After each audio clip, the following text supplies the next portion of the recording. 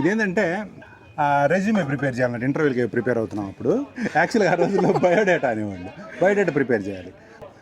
చిన్న తంబి దగ్గర ఈ సాఫ్ట్ కాపీ లేదు, ప్రింట్ చేసుకొచ్చింది ఉంది. చిన్న తంబి దీన్ని మనం కంప్యూటర్లోకి వర్డ్ డాక్యుమెంట్ ఎక్కించాలి, ఈమెయిల్ చేయాలి, వర్డ్ డాక్యుమెంట్ ఎక్కించాలి కదా అంటే ఓకే అన్న, నేను మామూలు టైప్ చేయని 10 నిమిషాలు కొట్టేస్తా అన్నాడు. సరే మనోడికి కంప్యూటర్ చూపించా, మైక్రోసాఫ్ట్ వర్డ్ ఎప్పుడు వాడలేదనంటే మైక్రోసాఫ్ట్ వర్డ్ చూపించాను, నేను ఐ గాట్ ఇట్ అన్నాడు. సరే నేను పడుకున్నప్పుడు 10 ఏమో నైట్, మనోడు 12ంటికి నిద్రలేపాడు గురు. 12ంటికి నైట్ 12 అయింది. నిద్రలేపి అన్న బయోడేటా అంతా కొడుతున్నాను కానీ నాకు చిన్న క్వశ్చన్ ఉందన్నా, నేను చాలా ట్రై చేశాను, నిన్ను ఇంక తప్పక లేపుతున్నాను. ఏం చిందంబి ఏమైంది అన్న? కొడుతున్నానన్నా, అంతా కొడుతున్నాను. మనోడు ఫుల్ టైపిస్ట్, మనోడు మామూలు టైపిస్ట్, టైప్ ఉంటాయి కదా దాంట్లో అప్పర్ లోవర్ ఉంటాయి కదా. ఇండియాలో మనోడు మంచి పాట దొబ్బుతున్నాడు, టైపింగ్